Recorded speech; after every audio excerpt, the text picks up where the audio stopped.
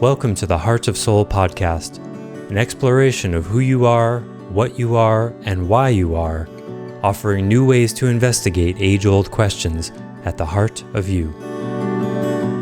Hi, it's Joseph, and thanks for listening to the Heart of Soul podcast.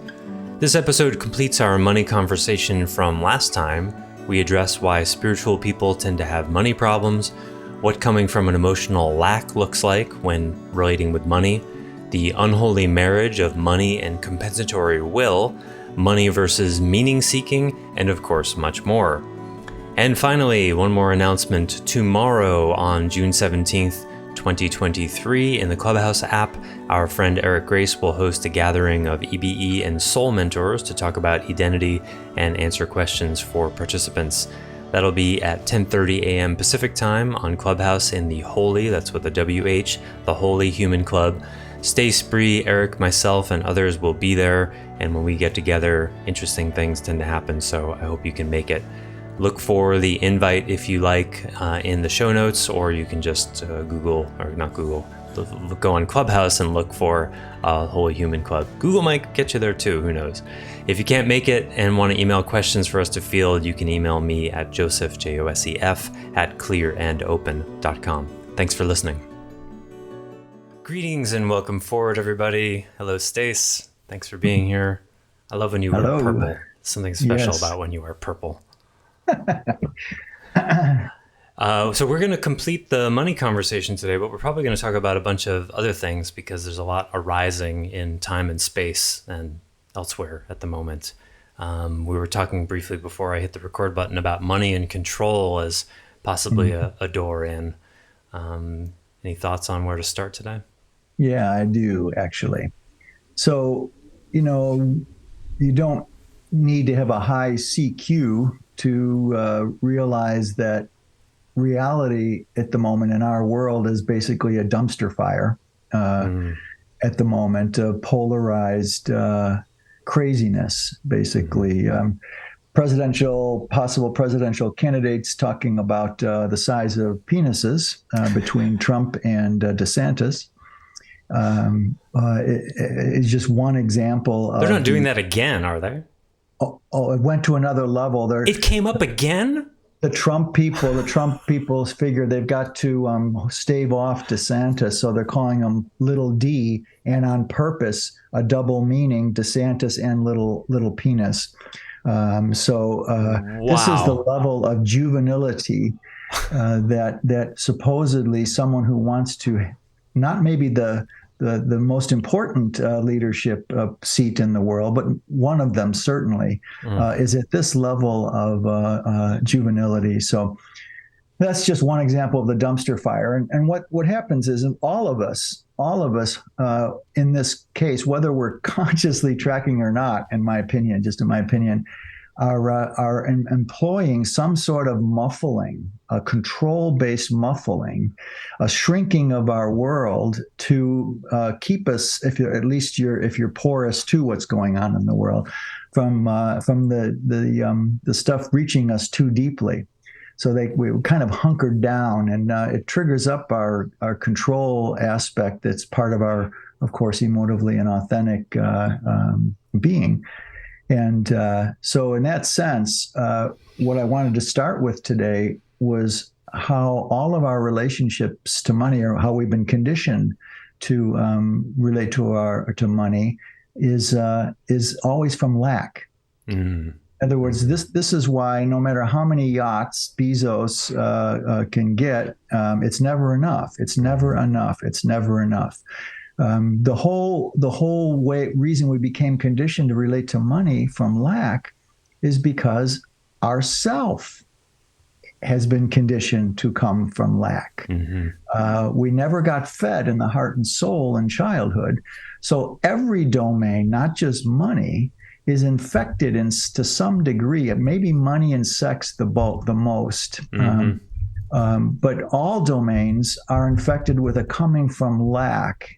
And this is exactly what Eastern esotericism has noted about conspicuous consumption worldviews of the West, and always has, with the West being invested into self-gratification as opposed to self-annihilation, as the East has been. So, in that sense, it's no surprise that we all come to money from lack, and it's that then that lack has to be covered over by a control. And that control, usually, one way that I would put it is, it creates a relationship with money rather than to money. Now, that may sound like a small distinction, but as soon as you create a relationship or orient unconsciously to a relationship with money, and that's usually the way people phrase it, you've already nounified it like a person that you're having a relationship with. And that way you get invested from lack in having that at least be full, because we don't feel full on the inside somewhere. Most people don't track how empty they feel on the inside, of course.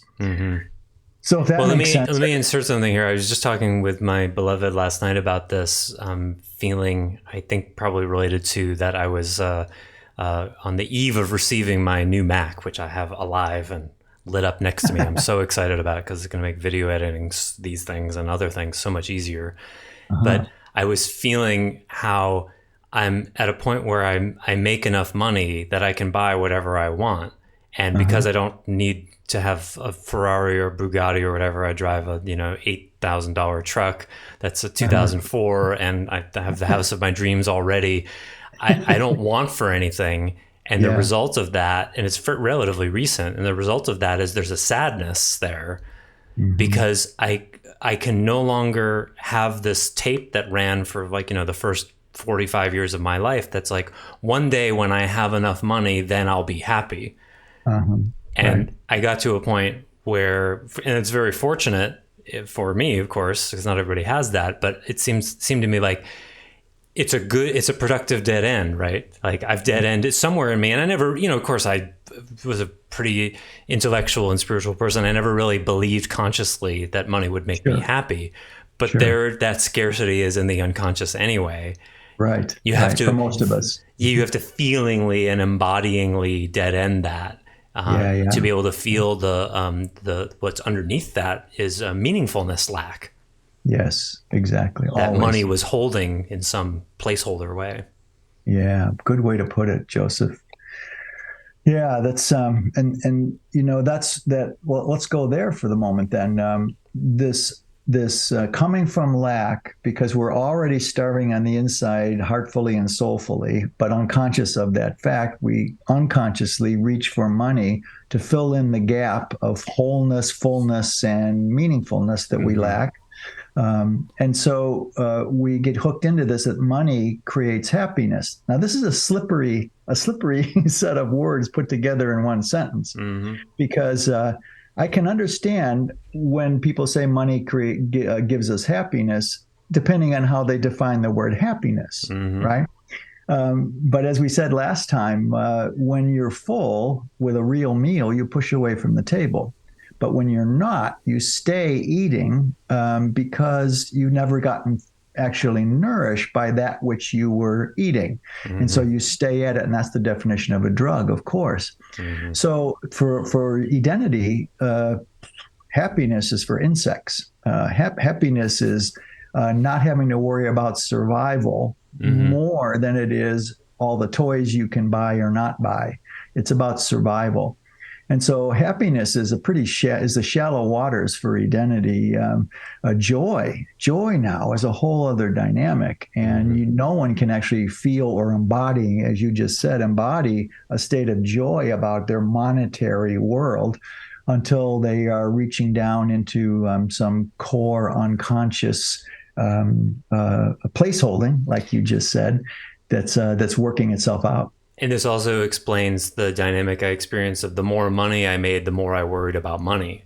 Yes. Because it's like, you can never get enough of what doesn't nourish you, one of my favorite quotes of yours.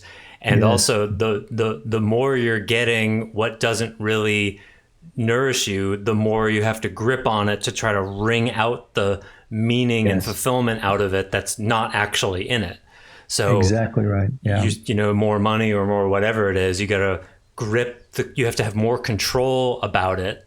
Yes. And so then I noticed I started to trust life less. And Yes. whereas like, you know, my, business revenue would dip a little bit. It dipped just a few weeks ago, about 30%. It's still double what it was 5 years ago. And I was like 5 times as worried. And when I finally saw that, I was like, okay, so it dipped, but I'm still way above where I used to be. And there's really nothing to worry about. Why am I more worried than I was when I was making half as much? That doesn't make any sense. Yeah. Until Yeah. I started to unravel it. Yeah.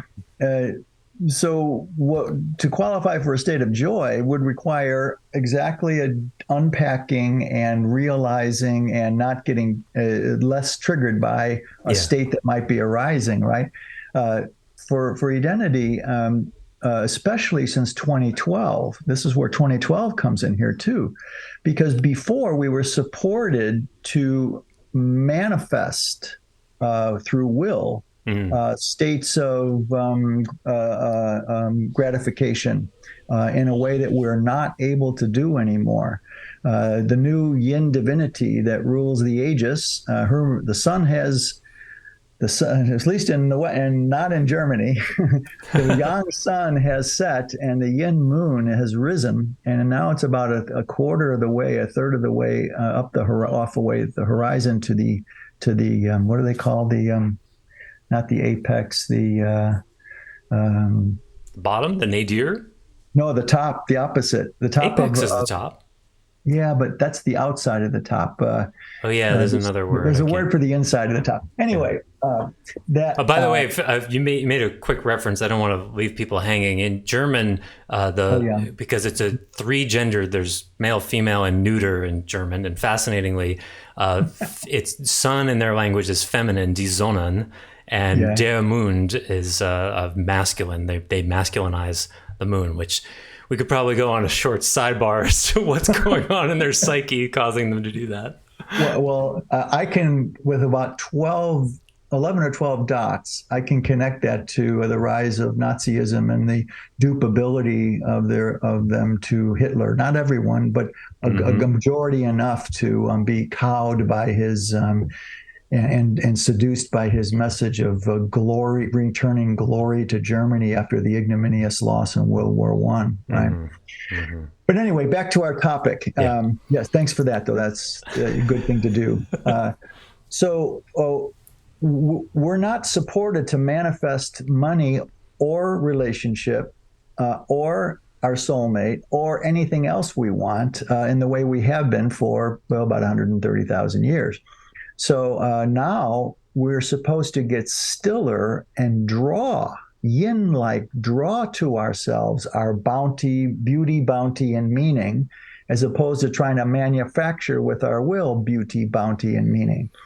And of course, so many of these Scientological, NLP, I mean, there's so many paradigms that are still, even decent ones that are. Oh, I didn't connect.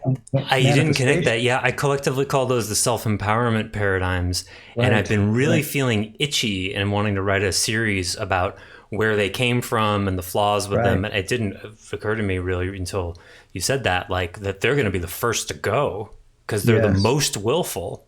Yes, exactly. It's let's just say the spiritual a power cord connecting humanity and spirituality was pulled. That plug has been pulled, and so that whole self-empowerment based paradigms are reaching at empty air these days, and so a lot of them still don't realize it.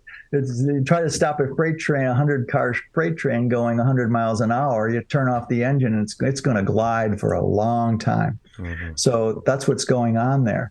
So in that sense, we can't manufacture or create our own reality as a way to make money in our topic today. We have to wait for it to find us, trusting in a surrender-based yin way compared to a manifest action yang way.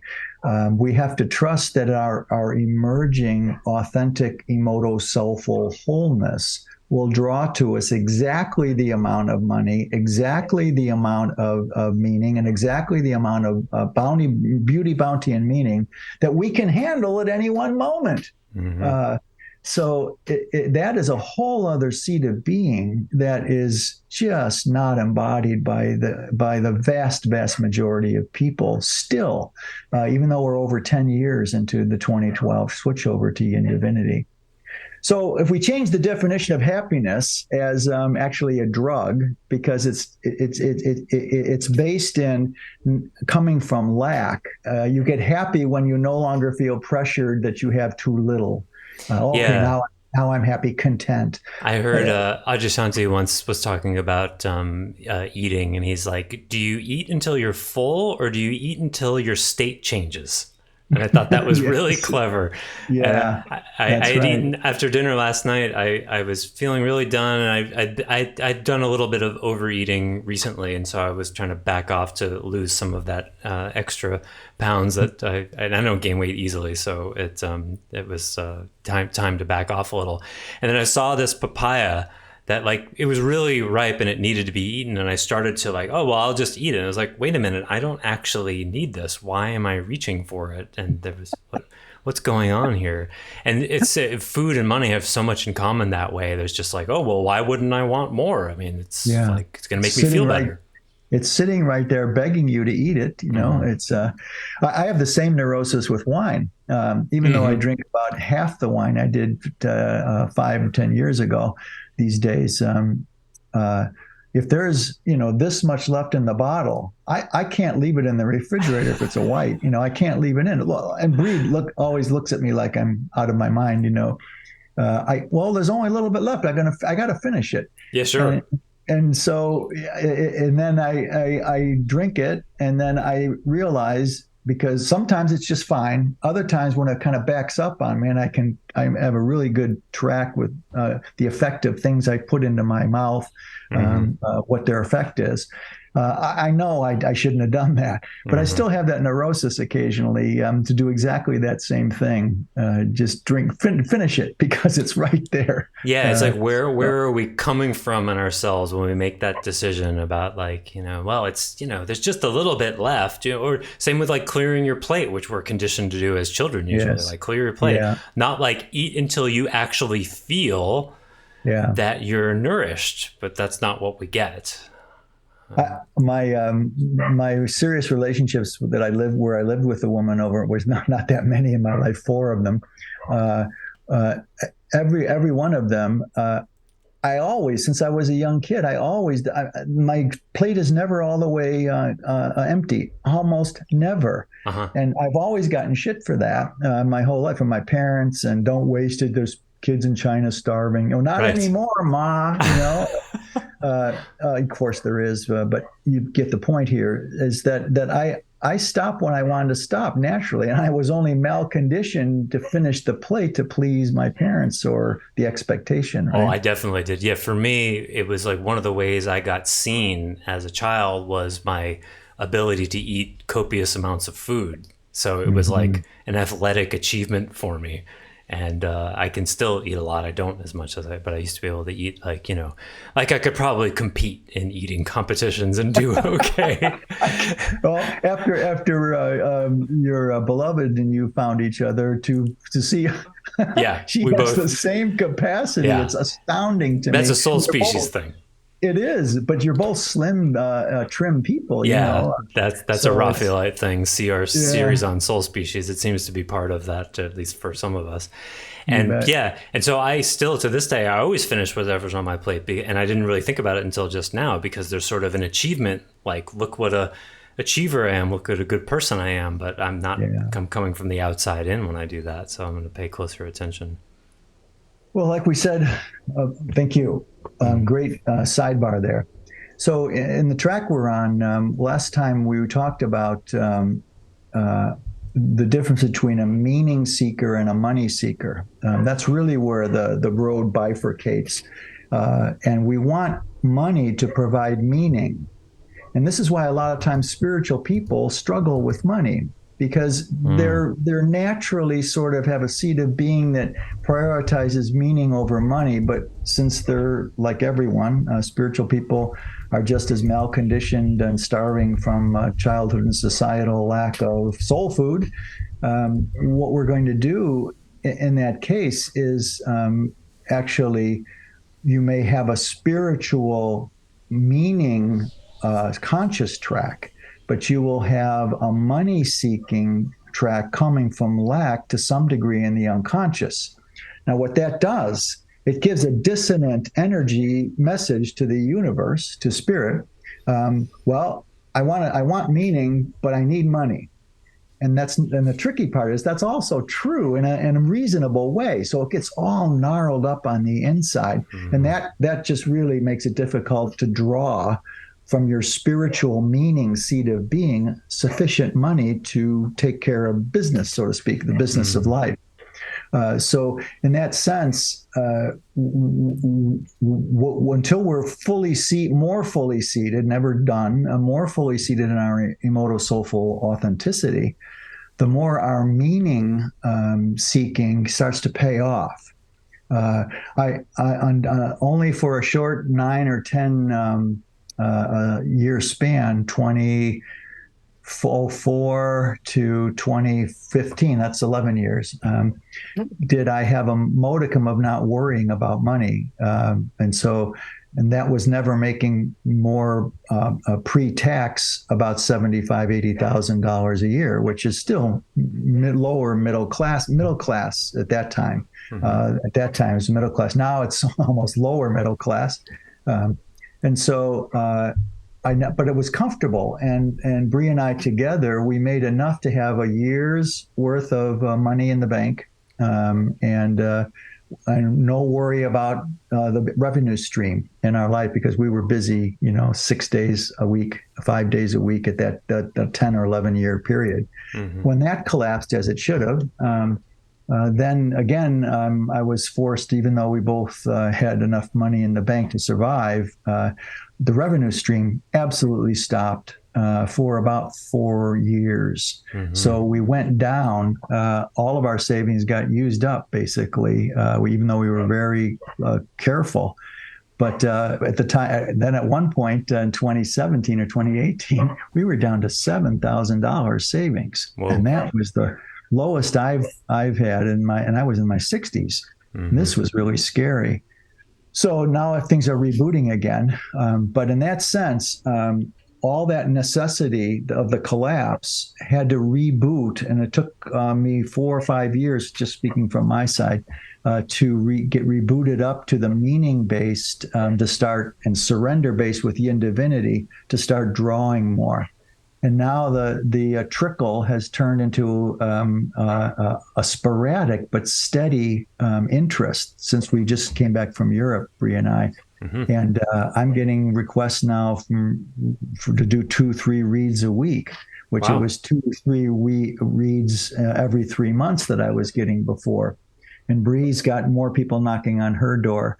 So in that sense, we both had the collapse forced us both to go inward and look at where some of our inauthenticity was still needed some attention, our green, as we say. So in that sense, we're finally on board with the new program, but it took from 2015 to 2023. How long is that? 8 years? 8 years, yeah. 8 years to get up and running again. But we stayed true to the meaning. Neither of us panicked, and Brie had a little more malconditioning about money than me, and I'm 9 years older than her, so I've had a little longer to process that particular domain. So it's all working pretty well at the moment. It looks to get rosier in the future. But in that sense, I walked away personally, to be personal here. I've spoken about this before. I walked away from both a medical career and a singer-songwriter career, both based on my knowledge, internal compass that told me what I was born to do this life.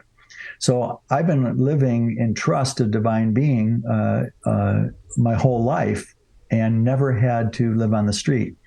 Always money came, always money came.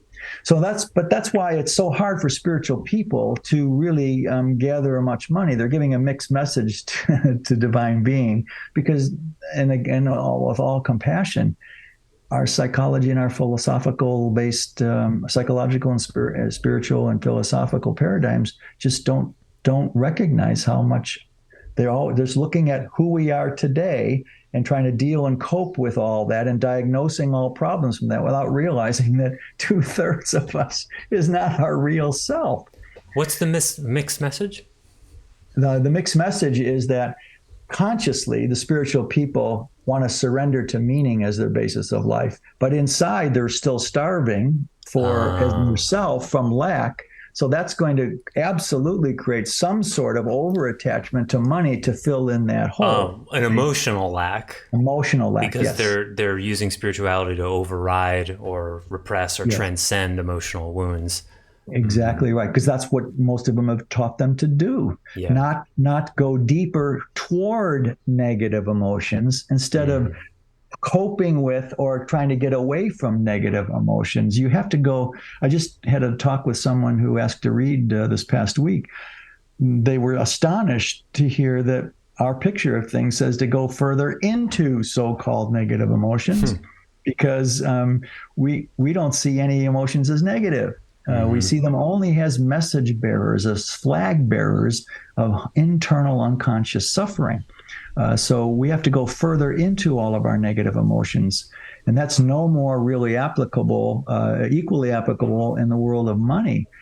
Because if you're suffering from lack and don't have enough, or as you said in your situation, you've got plenty, but still got a motor or some sort of cycle running in there that worries more the more money you have. There's proof in the hypothesis right there. Yeah. That way. Like more money so I can what? I don't want anything else that I can. It's more money to have more money.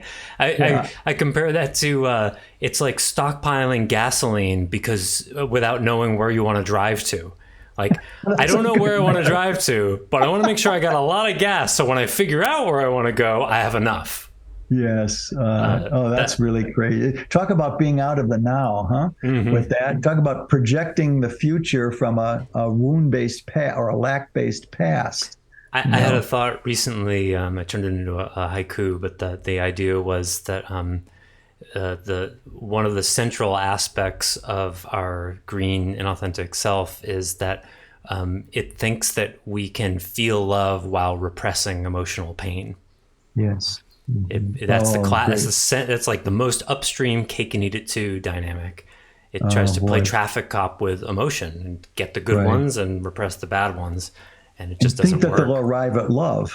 Yeah, like if it just traffic cops enough and organizes some set of structures, and I'll use these structures to repress this pain, and I'll have these structures to increase the good emotions, and it can organize it all, and all it does is just get exhausted and hurt itself more in the process.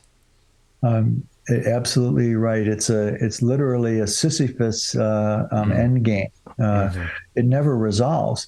But there's another twist in this, which we have to include, because everything we've said so far is demonstrable, both feeling on the inside and sort of showable on the outside, except that when we're busy traffic copying negative emotion and hoping to get to some inner state of peace and love, forgetting that love is an emotion, and if there's no negative emotions, if you stop one stream of emotions, you're going to impede another stream of emotion. It's just crazy. So in that sense, while we think we're going to repress negative emotions, for example, in order to will to manifest, we're doubling up on the malconditioning and tying ourselves into a knot without ever knowing. But the quirk is, because the world is based on will to manifest and false malconditioning to happiness, sometimes that traffic copping will bring in money because you're resonating with the inner lack that completely fills our world consciousness. It's the same way you trying to use meditation to calm your mind is a trap, because it works a little And then Yes. the mind gets this idea of like, well, if I just get really good at it, then I'll be Yeah. able to control all of my thoughts. Right. And you asymptotically can get better at that, but you reach a limit. And then instead of realizing that it's a dead end, you just fantasize, well, if I just get a little bit better, if I just had a little bit more time to meditate, eventually I'll get there. The same way the dead ending of manifesting money, it gets you some of the way, but it never gets you meaning. Absolutely. And if you dedicate yourself to meaning, as I did my whole life, and as of course most Edenists do, to one degree or another, you're going to dissonate with the world, the world consciousness of the human condition that rewards inauthentic manifestation up to a certain point. So if you dissonate with that, you're going to have trouble making money.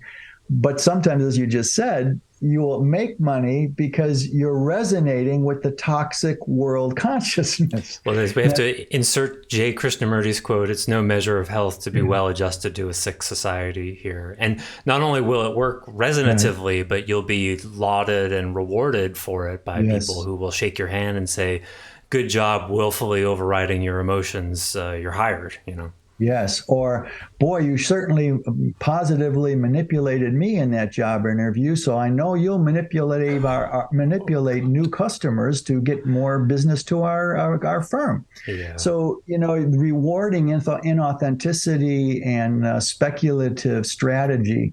Hedonists, the healthier they get, the less they can employ strategies because they're too busy beginning to embody raw being. Raw being has no room left. The rawest of real being has no room for strategy.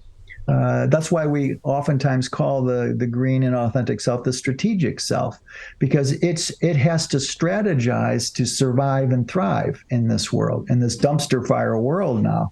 It has to strategize, but that is a dead end now, especially with the indivinity ruling the roost. In that way, you've got to surrender and try to lose as much strategy as you can.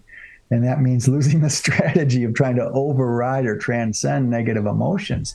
The raw being, if it's bubbling up, well, Edenity's got a way to help you process them in the most direct way. But you can't get there anymore by all the old markers and the malconditioning that we've been subjected to up until now. What's this going to do to our economy? Do you have any? Well, that's the question, isn't it? The economy is a jury-rigged Jenga tower, and since 2008... Jenga? The blocks? The Jenga. Wow. Yeah, it's a Jenga tower. It's always based on the weakest configuration in the whole system. It wasn't so interlocked before the internet, but now the use of the internet has made, for example, you can have apps that run in the background that do your investing for you by reading out trends and bringing you your investments money, and you don't have to care where it's coming from. Maybe it's coming from BlackRock, maybe it's coming from some investments that you fossil fuel stuff. Unless you, of course, program it not to look at those particular domains. But still, the internet has locked in this Jenga tower of world economy that took a big hit in 2008, of course, and another one in 2018, and now bordering on another one. As the bloated Jenga towers, real life relationship with reality gets slimmer and slimmer and more detached from reality. We always say in this domain, Edenists are politically are financially conservative, but politically progressive, and a lot of other adjectives and adverbs that we just made a good list of a few episodes ago. Yeah. So in that sense, what's going to happen to the world economy that's based literally on the will to manifest with no corrective for what greed means? Because the whole idea of greed, if I'm starving, I'm greedy for food. That's reasonable. If I'm homeless, I might be greedy for money. But greed itself it comes from lack. If you're not coming from lack, there's no room for greed to rise in your soul, in your consciousness. There's just no more room. Like strategy, greed is one of the worst strategies of all, and that's what holds together the Jenga Tower. What did Gordon Gekko say back in Wall Street in your generation? Greed is good, but if you, I once wrote an article about that, and it replaced, because the way the speech starts is greed, for lack of a better term, or word, is good. But if you replace that whole speech with self-interest, for lack of a better word, is good, it actually makes a whole lot of healthy sense. So they don't really make a distinction. I mean, because he's criticizing the board members who don't actually care about the company or just spending the company's money and not actually helping it. Exactly. And the difference is beautifully said there, Joseph, because self-interest can be healthy or unhealthy, immature or mature. But greed is way over to the unhealthy side, unless you're starving or homeless. And most of the people holding the Jenga Tower of world economy together, the slats are getting pulled out because it's no longer supported by a will or greed to manifest dynamic. So something has to collapse in a way for something new to arise in its place. And we're all hoping, and myself included, that it doesn't put us back to some sort of ice age or world riots for hunger, and that it's, in a worst case scenario, a lot of doomsayers are warning about. So that's the question of the day, especially when in the topic about money here, is because what should you do? In other words, a lot of people are looking for gurus, financial gurus, to tell them what to do to hedge and be one of the few who are not affected by some sort of collapse or run on the banks. Like Credit Suisse happened recently, and a couple other banks that are collapsed and consolidating. So it's ominous. But again, if you have learned, as we are learning always in Edenity, to trust, and if you're abiding with your emotions as positive, all of them as positive, even when they're horrible, as message bearers, then you're going to be drawing your financial world to you exactly in tune with your inner health. So whatever is going to happen, like the COVID thing, Brie and I just were never afraid of it. It was not in our world, so we never got it up to us. It took 2 years before we finally got it on a closed airplane with masks, by the way. But still, it wasn't part of our world to be afraid of it. And it's the same principle here. Whatever collapses, those of us who are traveling on a meaning-based life arc this lifetime, a world line that's surrendered in and more in resonance with divinity than not in resonance with it, whatever happens, well, we're going to be guided. One day, if I'm told to get out half of our savings and make it into gold, I'll do it. I trust that some message will come through. So the collapse will affect everybody, even those of us who are on a cleaner track. But it'll affect those of us who are on a cleaner track, emotively and spiritually. Just like COVID. Just like COVID. So COVID hardly affected me at all. I mean, I work at home, so that was easy. But it affected people to the degree they were sort of bought into that fear-based system. Exactly. And so, people either took it too seriously or not seriously enough because they weren't in reality to start with. Exactly. I love that, how you said that both ends of the spectrum are open you up to it. Too careless or too careful, based in anxiety and panic, or lackadaisical, oh, this is all a hoax stuff. And of course, in that sense, the greed was pounced on by Big Farm and in bed with the CDC and the World Health Organization to a large degree, not 100%. Yeah, never let a crisis go to waste is how greedy people with a lot of power and money think. Absolutely. So in that sense, let's return to the beauty, bounty, and meaning.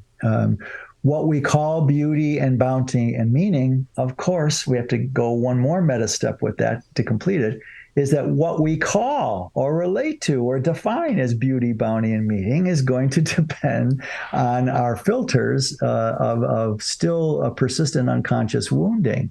What someone who has cleared more of their authentic emotive soulful self is going to have a very different definition of beauty, bounty, and meaning than someone who hasn't. So in our definition, beauty is just as important. I love whoever said, I always forget, man does not live by bread alone. Whoever said that was implying that there's another dimension to the human heart and soul that needs beauty. Now, it doesn't need to have a tacky $10,000 gold toilet like in the Trump Tower. But beauty. He really has a gold toilet?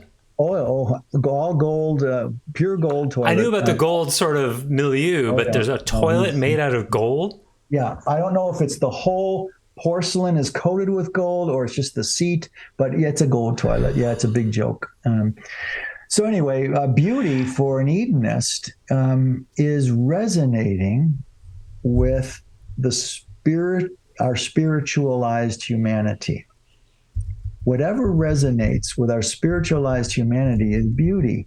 You can see beauty in the wind. Like, remember was it Forrest Gump? There was a movie where no, it wasn't Forrest Gump, where there was a trash bag being flitted up into the air. American Beauty. American Beauty, right. Mm-hmm. That was mesmerizing. I don't know how they did that. They could have had fans blowing. Oh, no, there are places. I went to elementary school. There was a place that always did that with leaves and whatever trash. Same. Yeah. But this went so long. It was a good one, yeah. It was a really good one. Mm-hmm. So that's beauty. Beauty, there was some metaphor in that trash bag, floating, inflating, deflating, moving, that spoke to me about consciousness, and how that's how fragile and fine consciousness is affectable. Oh, I never really made that experience connection in that film. Of course, Kevin Spacey's character is lusting after this young girl. Yeah. Right. Completely inappropriately, and he's having this midlife crisis and starting to smoke weed, and he represents green, looking for meaning. Yes. And meanwhile, there's this teenager with a video camera who actually has an appreciation for meaningfulness and beauty, and hence the title of the film, American Beauty. So we have this juxtaposition, and then his daughter has this obsession with having big enough breasts, and and he sees her beauty regardless of that, and it really is a nice juxtaposition of those. And of course, the character of that goofy guy was deemed completely unacceptable by his Marine father, who turned out to be gay. Yeah, Chris Cooper's character. Yeah. Oh my God! But he was seen as an outcast. But he was the one that had the clearest view of purity. Of purity. And so for him, beauty was purity. Remember, he said also sometimes the most beautiful thing he would look at is a dead animal in the road, right? The incredible beauty of that death. So in that sense, of course, he's a weirdo by all standard conditioning in this country, at least. Mm-hmm. So he represented something along those lines, and he's the one that videotaped that beautiful sonata, a visual sonata of that trash bag. Mm-hmm. So beauty, bounty, and meaning, of course, are all up for definitions depending on the filters through which you define your terms. So beauty and bounty for us who are embodying more emoto soulful authenticity than the emoto soulful inauthenticity. Bounty is whatever life brings us. And if we find it difficult to bear not enough of what the life brings us, then we get to look inside of why we can't just trust and surrender, as opposed to scrambling to fill the hole. That's what I wanted to jump on right there. It's occurring to me that the embodied soul has an implicit trust in life and co-creates beauty, bounty, and meaning. Yes. And the green in us, the inauthentic strategic self, tries to willfully create those things. Yes. And hence our relationship. It's coming from lack because it feels powerless to begin with, and so then it willfully tries to create in control to be able to have it on its terms. But beauty, bounty, and meaning are never solely on our terms. No, it never works. No, you can't create it. It's got to be freed up to resonate with life in that way. It's co-created, as you say. And think of it that way. Think of not just the Jenga Tower of our financial human world, but the human world in general doesn't have beauty, bounty, and meaning built into its structural and expressive bandwidths. And so there's very little way to get outside of it to really feel what Joseph and I are talking about here today. That kind of exquisite kind of security is not the right word, but contentment that comes with being in resonance with the co-creative reality of beauty, bounty, and meaning. Yeah, it's like it's an existential safety that's not based in any content at all. You're not safe. Right. You're not safe because of the roof over your head or because of the money you have. You just are safe because you're in the divine and you can feel it. Yes. And I'd like to footnote that or cite it or ibid it in the old days, that's where the term Edenity comes from. Edenity comes from creating an inner state that is not a heaven on earth. There's all sorts of shit happening on every day that we have to deal with. It's not a heaven on earth. It's earth as it is as heaven. And that's why Eden, Edenity. We went back and forth. Edenism is to ism-y. And so we kind of softened it, Brie and I, with Edenity. Still, people still say it's identity. I did that for a while, yeah. We all did. We got used to it. And that's understandable for another reason we won't get into. But that's exactly what you're describing is a state of Edenness. And so Joseph, just so you know, and for those of us, anyone who's listening to the podcast who knows about our past terminology, we're completely replacing enheartenment and Atma Brahmesh with Edenity. Edenness, in other words, that center piece of the three circles, the ultimate of attaining personhood, sagehood, and sainthood in one. Like serenity, a state of Edenity. Exactly. So now, and that just sort of unfolded the last 6 months or so. We're changing all the charts. Seems obvious now. Yeah, of course. It? I mean, of course, it's not technically a state because it's not a noun, but yeah. But it's a verb. Yeah. And a verb is halfway between, is not a noun, but it's still nouny relative to nothing. Yeah. So that's where we could talk about Gautama's picture of ego. You want to go there? No. Okay. That's what we were talking about before you started filming today. Yeah. So in that way, the flow of life in beauty, bounty, and meaning that you actually start to magnetize to you yinfully becomes enough.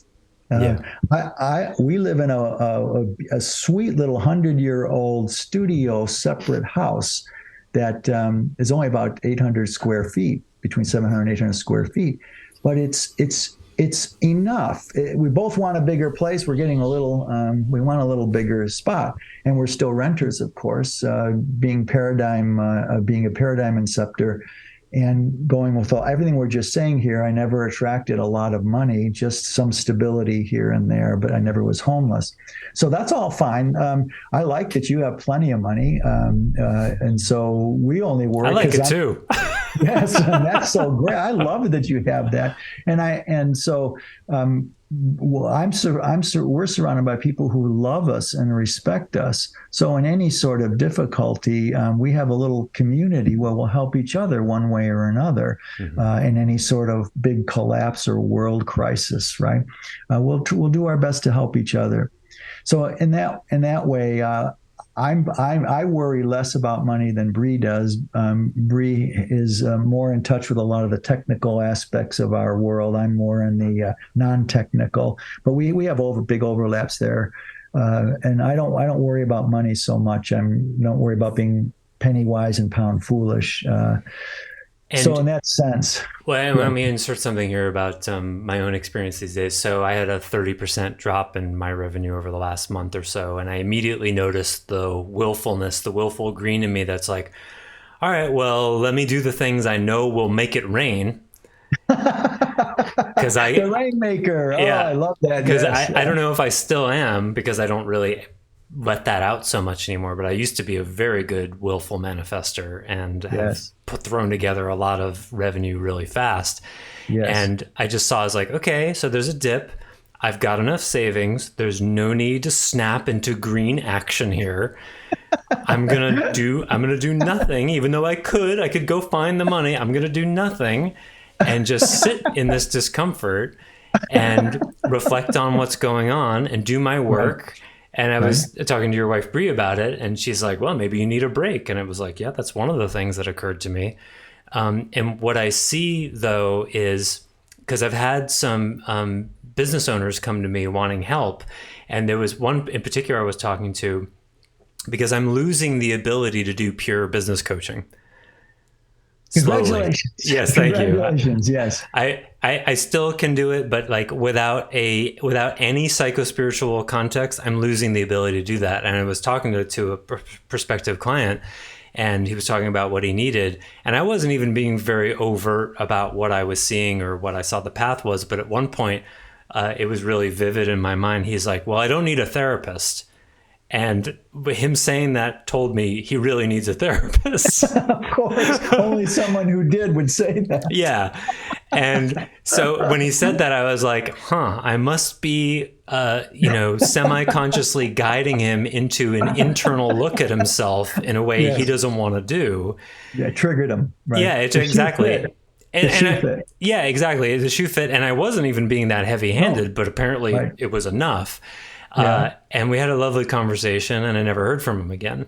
Yes, of And course. so I'm looking at like, oh, maybe this dip is, and this has happened before, so it wouldn't be a surprise. It's a leveling up of what I'm doing, where I can't go to I can't do psycho-spiritually claustrophobic domains like I used to, non-psycho-spiritually based work. I'm losing the ability to do that because it's just not me. One, two, it's less and less effective with people Yeah. every month that goes by. Blame yin divinity for that. Yeah. It just doesn't work. And so why would I do it then? If it's not an expression of me and it's working less and less effectively, what would be my reason for doing it? To make money? Well, Yeah. that's not meaning based, you know? Yes. And Right. so the more of the people who are not interested in that kind of work that I lose, the more I make room to attract the people who really are interested in listening to and doing the deeper work. And that is working, that is happening, where it's sort of like, some of the water leaks out of the bucket and then it gets filled back. But there is a period of time in there where the lack is a little bit scary, and the what if, and my green goes into but I only have 14 months of liquid savings around. Oh, really? That's not enough? How many would you want? Infinity amounts of liquid savings? Yeah, would that make you happy? Yeah. Right. So that you'd be insulated from Yes. Right. It's a hedge against the chaos Yes. of reality, which we talked about before we went on air. Exactly right. It's a fear-based hedge against the chaos of reality. Yeah. And the one thing that the Zen path taught me was to, in the contemplative way, really get a gut churning reality check that our what we would call our control shadow aspects are so terrified by the actual existential chaos of life that they have to impose an order on it. And that order becomes entwined and wrapped into what we call our separate I sense. And so that order is a neurotic projection. And you're not really living until you're surfing and falling off your surfboard quite a bit into the wave. What kind of chaos reality really is? The jungle that we all evolved from now has turned into concrete jungles with all sorts of deeper kinds of dimensions of uncertainty.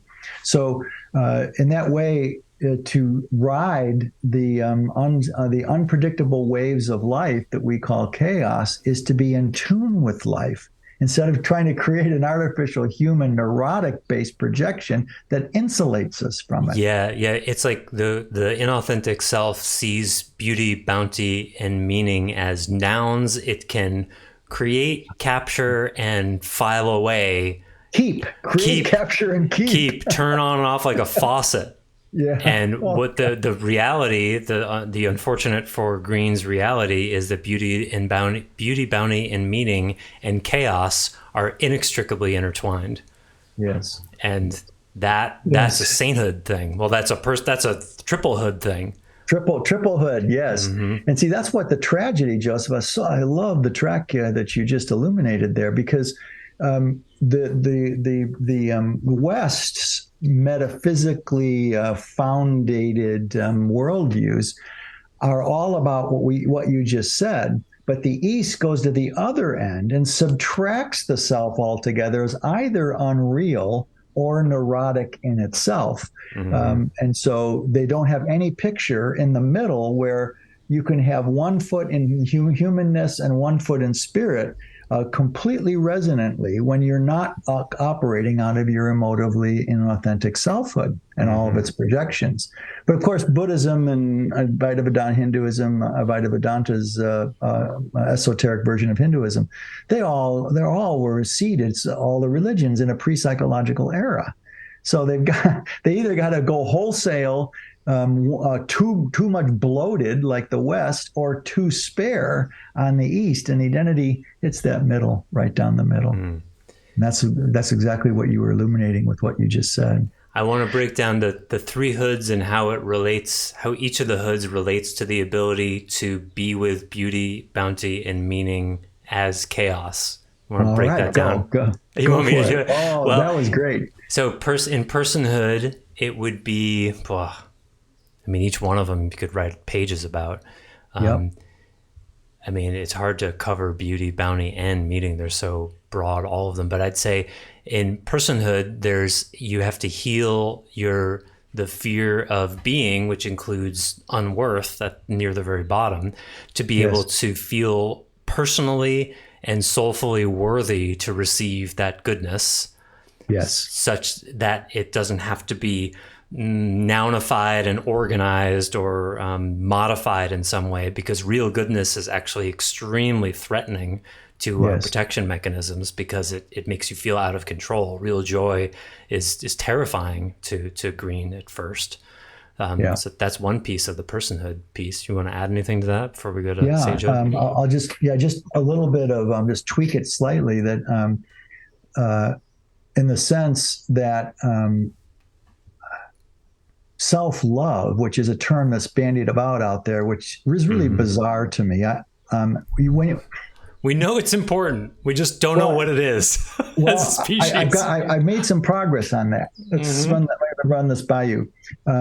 The actual experience of self-love that's not at all hard to feel and be is self-goodness.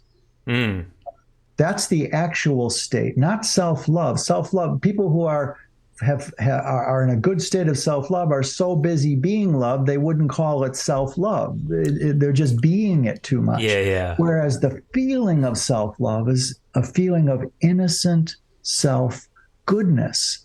And that's the goal of EBE's personhood track, is to help you help that horribly malconditioned and misaligned with reality and authentic selfhood that we all have, to learn to heal, all the way down to self-goodness, which is really undistinguishable from self-worth. It's not something you do. It's something. No. It's a place that's already there that you come from.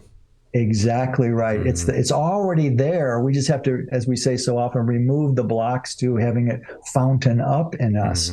So you can't have self-worth without feeling self-goodness, and you can't have self-goodness without having self-worth. But self-worth is one step more meta mental. Self-worth, self-goodness, I can feel. Yeah. I can't feel self-worth, but I know it's there, else I couldn't feel self-goodness. I'm worthy of being intrinsically good. See? And then beauty, bounty, and meaning becomes an outer reflection of that internally realized and lived truth.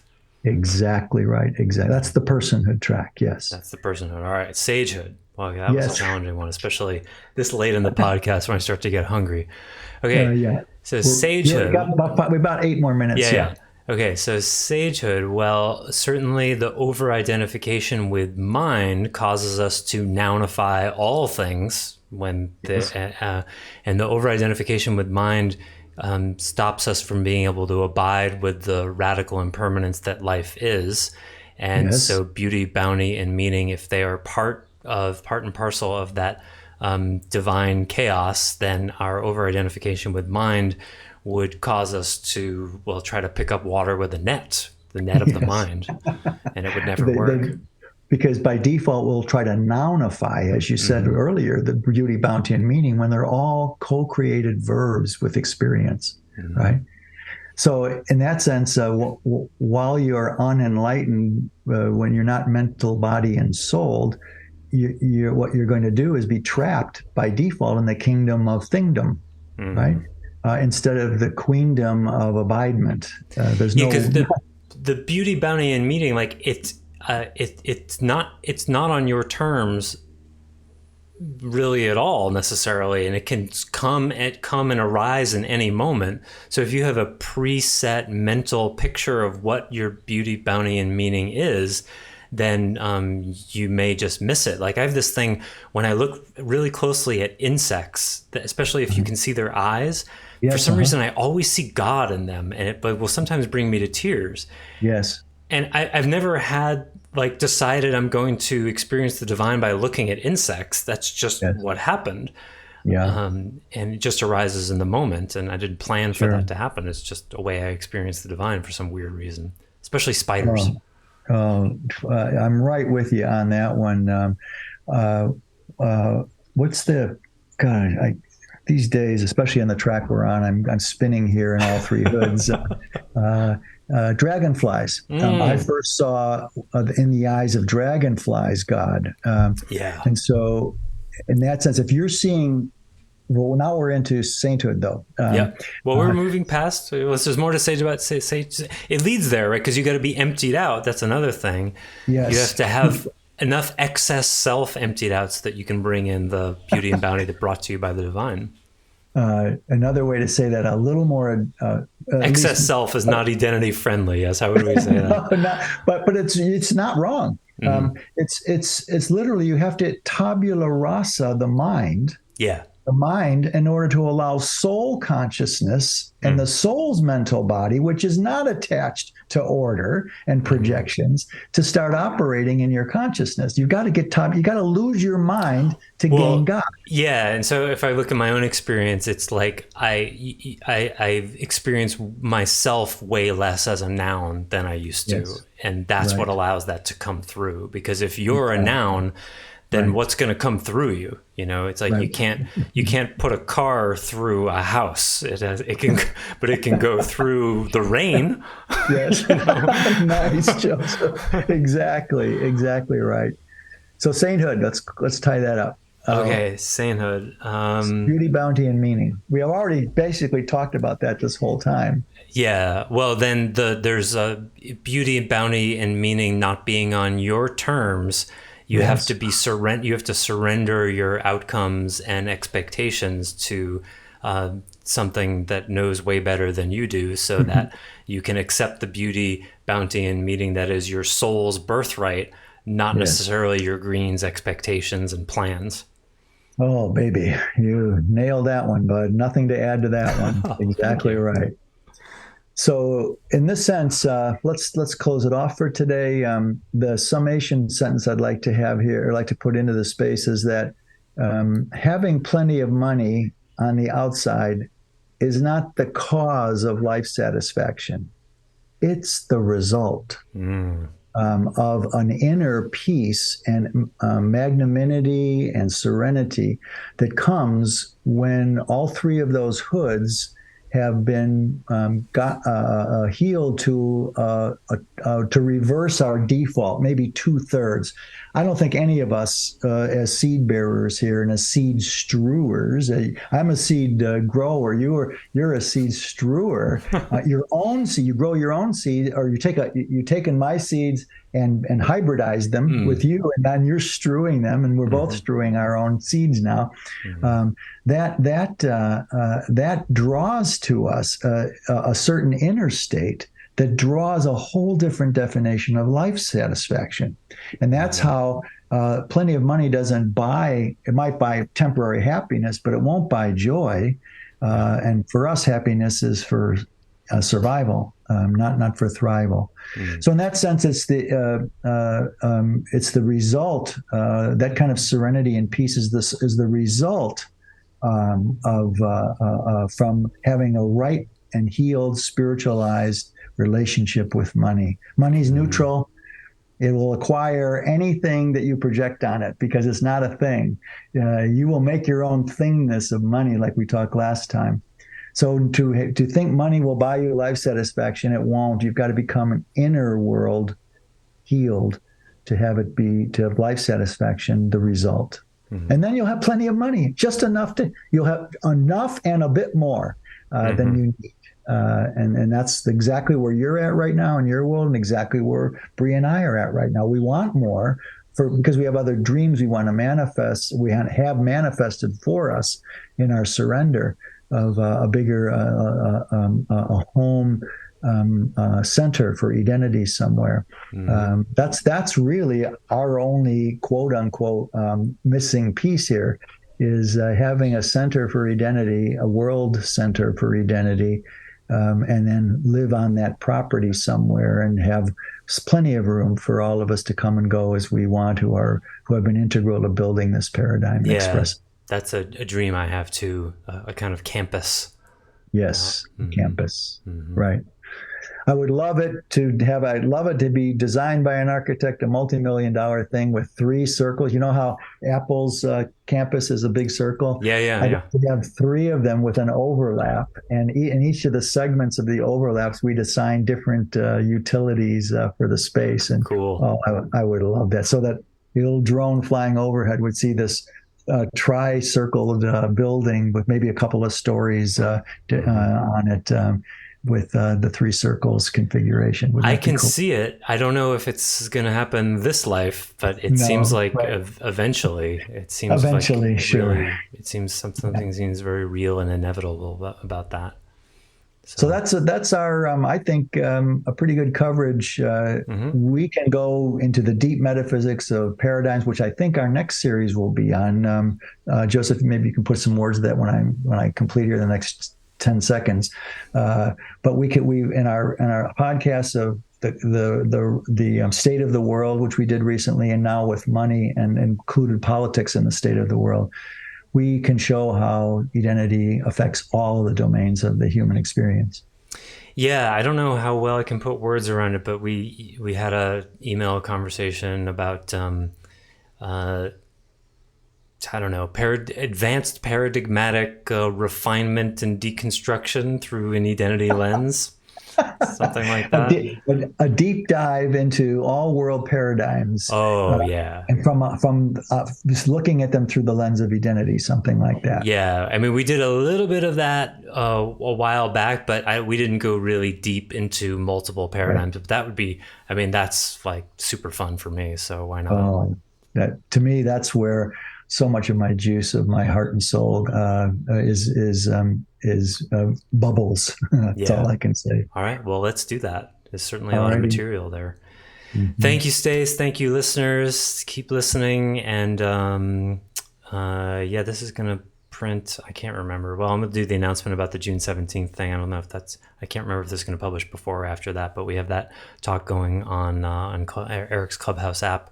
Coming up soon. 17th, right? That's the 17th Saturday. I don't know if I think this is going to publish right before that, maybe. Yeah, But the in Friday before. Yeah, I think so. In any case, hope to hear/see you then. Thank you again, Stace, and we wish you well on your journey. Thanks for listening to the Heart of Soul podcast. To learn more about Stace Barron and Edenity, please visit edenity.org. To learn more about Joseph Shapiro, visit clearandopen.com. Until next time, we wish you well on your journey.